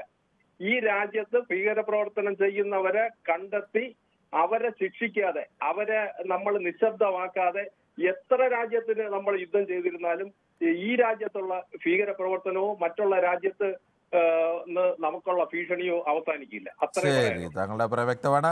ശ്രീ ദേവ് പറയുന്നു പാകിസ്ഥാനിൽ കുറെ ഹിന്ദു കുടുംബങ്ങളുണ്ട്, അവരെ എന്ത് ചെയ്യണമെന്ന്. പാകിസ്ഥാനിൽ ഹിന്ദു കുടുംബങ്ങൾ മാത്രമല്ല ദേവ് ഉള്ളത്, മുസ്ലിം കുടുംബങ്ങളും ഒക്കെ ഉണ്ട്, പല മതക്കാരുണ്ട്, കൂടുതൽ മുസ്ലിങ്ങൾ ആണെന്ന് മാത്രമേ ഉള്ളൂ. ഇത് അവിടുത്തെ ഒരു സാധാരണക്കാരായ മനുഷ്യരുടെ നേരെ അല്ല ഇന്ത്യയുടെ യുദ്ധം, ഭീകരതയ്ക്ക് നേരെയാണ് ഇന്ത്യയുടെ യുദ്ധം. സുനിൽ NS പറയുന്നു പാകിസ്ഥാൻ എക്കാലത്തും ഇന്ത്യക്ക് തലവേദനയായിരിക്കും. 1971 യുദ്ധത്തിൽ നാണം കെട്ടതും ഏറ്റവും അപമാനകരമായ തോൽവി അവരെ എക്കാലവും വേട്ടയാടിക്കൊണ്ടിരിക്കുകയാണ്. ശരിയാണ്. ഇന്ത്യയെ സംബന്ധിച്ച്, പാകിസ്ഥാനെ സംബന്ധിച്ച് നോക്കുമ്പോൾ അവരെ സംബന്ധിച്ച് അവരുടെ ഒരു യുദ്ധം ഇന്ത്യയുമായിട്ട് ഏർപ്പെട്ട അവരുടെ രാജ്യത്തിൻ്റെ പകുതി നമ്മൾ മറ്റൊരു രാജ്യമാക്കി മാറ്റി എടുക്കുകയും ചെയ്തു. അങ്ങനെ ഇന്ത്യ ജയിച്ച ഒരു യുദ്ധം കൂടിയാണ്. അങ്ങനെയാണ് പാകിസ്ഥാൻ്റെ പകുതി നഷ്ടപ്പെട്ട ബംഗ്ലാദേശ് ഉണ്ടായത് എന്നത്. പാകിസ്ഥാനെ വേട്ടയാടും എന്നുള്ളത് സംശയമൊന്നുമില്ലാത്ത കാര്യം തന്നെയാണ്. എന്തായാലും നമുക്ക് മറ്റൊരു പ്രേക്ഷകരിലേക്ക് കൂടി. രവീഷാണ് കാസർഗോഡ്. രതീഷ്, താങ്കൾക്ക് പറയാം. ശ്രീ ഏലിയാസ് ആണ് എറണാകുളത്ത് നിന്ന്. ശ്രീ ഏലിയാസ്, താങ്കൾ എങ്ങനെയാണ് ഈ വിഷയത്തെ സമീപിക്കുന്നത്? നമസ്കാരമുണ്ട് സാറേ. നമസ്കാരം. വിളിച്ചിട്ട് കിട്ടിയില്ല. എന്ത് പറ്റി? വിളിക്കണ്ട, കിട്ടുന്നില്ല. അതെ, ഒരുപാട് ആളുകൾ വിളിക്കുമ്പോൾ ചിലപ്പോൾ ഇടയ്ക്കിടയ്ക്ക് കിട്ടാതൊക്കെ വരുന്നതാണ്. കുഴപ്പമില്ല, തുടർച്ചയായി വിളിച്ചാൽ മതി. എന്ത് ഇപ്പൊ ചാനൽ ചർച്ചയിൽ ഇപ്പൊ നമ്മൾ കേൾക്കുന്നത് പലർക്ക് കടയിൽ പോയിട്ട് ഒരു പാക്കറ്റ് ഉപ്പും എടുത്തോ, എന്നിട്ട് ഒരു കിലോ അരിയും എടുത്തോ എന്ന രീതിയിലാണ് ഇന്ത്യയോട് കയറി അടിക്കാൻ പറയണത്. ഇതൊക്കെ വളച്ചു കൂട്ടി പിടിച്ച് കൊണ്ടുവന്ന് ഇവനെ ഒരു പരുവത്തിലാക്കി ഒതുക്കി പിടിച്ചിട്ട് ഒരൊറ്റ കത്തിയിൽ കത്തിക്കാനാണ് ഇന്ത്യ തീരുമാനം. അല്ലാതെ ആൾക്കാർ ചാനൽ പണി ഇപ്പൊ എന്താ കയറി അങ്ങ് അടിച്ചോ അങ്ങനെ. പ്രത്യേകിച്ച് കേരളത്തിലിരിക്കുന്ന ആളുകൾക്ക് യുദ്ധത്തിന്റെ കെടുതികളെ കുറിച്ചോ അല്ലെങ്കിൽ യുദ്ധം വന്നാൽ എന്താണ് പക്ഷേ TV-യിലൊക്കെ യുദ്ധം കാണാമെന്നതിനപ്പുറത്തേക്ക് നേരിട്ട് ബാധിക്കുന്നല്ലോ. പക്ഷെ ഉത്തരേന്ത്യയിലെ ജനത്തിന് അങ്ങനെയല്ല. അവർക്ക് അവരെ യുദ്ധത്തിന്റെ കെടുതികളൊക്കെ ഒരുപാട് കണ്ടവരാണ്. നമ്മൾ ഒരു കിലോ പഞ്ചസാരയും കാട്ടെ, അല്ലെങ്കിൽ ഒരു കിലോ ചായപ്പൊടി കാട്ടെ, അല്ലെങ്കിൽ അരിയും കാട്ടെ എന്ന് പറഞ്ഞ പോലെ അത് തന്നെയാണ് പലരുടെയും പ്രതികരണം കേൾക്കുമ്പോൾ അങ്ങനെ തന്നെയാണ് തോന്നുന്നത്. പിന്നെ അവരോട് പറഞ്ഞു കഴിഞ്ഞാൽ അവർ പറയും അത് അവർ വൈകാരികമായി ചിലർ എടുത്തു കളയും. അവര് ഞാൻ രാജ്യത്തിന് വേണ്ടി വികാരത്തിൽ പറയുകയാണെന്നൊക്കെ പറഞ്ഞു. കളയേണ്ടത് പണ്ടേ കാലം മുതലേ കളയാനാണ്. അത് ഈ പ്രാവശ്യം എന്തെങ്കിലും ചെയ്യും. ഉറപ്പായും ഇന്ത്യ തിരിച്ചടി കൊടുക്കാൻ ഇന്ത്യ അത്തരത്തിലേക്ക് തന്നെയാണ്. ഇപ്പോൾ തന്നെ തിരിച്ചടി പാകിസ്ഥാൻ ആയി കഴിഞ്ഞു. പാകിസ്ഥാൻ സാമ്പത്തികമായി ആകെ തകർന്നു നിൽക്കുന്ന ഒരു രാജ്യത്തിന് മേലാണ് കടുത്ത സാമ്പത്തിക ഉപരോധം പോലെയാണ് ഇപ്പോൾ പാകിസ്ഥാൻ നിൽക്കുന്നത്. നമ്മളെ 22 പച്ചയ്ക്ക് കൊന്നെങ്കിൽ അവന് 280 കൊല്ലാനുള്ള ശേഷി ഇന്ത്യക്ക് ഉണ്ട്. അത് പയ്യെ ചെയ്യുള്ളൂ. മറ്റൊരു പ്രശ്നത്തിലേക്ക് കൂടി പോകേണ്ടതുണ്ട്. സുനിൽകുമാറാണ് അനിൽകുമാറാണ് മാവേലിക്കരയിൽ നിന്ന്. ശ്രീ അനിൽകുമാർ, താങ്കൾ മാവേലിക്കരയിൽ എവിടെയാണ്? മാവേലിക്കരയിൽ തട്ടാരമ്പലം എന്ന് പറയുന്ന സ്ഥലം. തട്ടാരമ്പലം, ഓക്കെ, അറിയാം. എന്റെ വീട് ഒച്ചിരി, അതുകൊണ്ടാണ് ഞാൻ ചോദിച്ചത്. എന്തായാലും നമുക്ക് എന്താണ് ഈ വിഷയത്തിൽ പറയാനുള്ളത്? ഈ വിഷയത്തിൽ പറയാനുള്ളത് ഭീകരവാദം ഒന്നിനും ഒരു പരിഹാരമല്ല. ഭീകരവാദം നമുക്ക് തുടച്ചു നീക്കേണ്ട ഒരു അത്യാവശ്യം തന്നെയാണ്. കാരണം ഇന്ന് കാശ്മീർ പോലുള്ള ഒരു സംസ്ഥാനത്ത് അവിടുത്തെ ജനങ്ങളുടെ ജനജീവിതം തന്നെ എന്താണ്? അവിടെ ജനജീവിതം എന്ന് പറഞ്ഞാൽ അവര് ടൂറിസം കൊണ്ട് മാത്രം ജീവിക്കുന്ന ഒരു മേഖലയാണ്.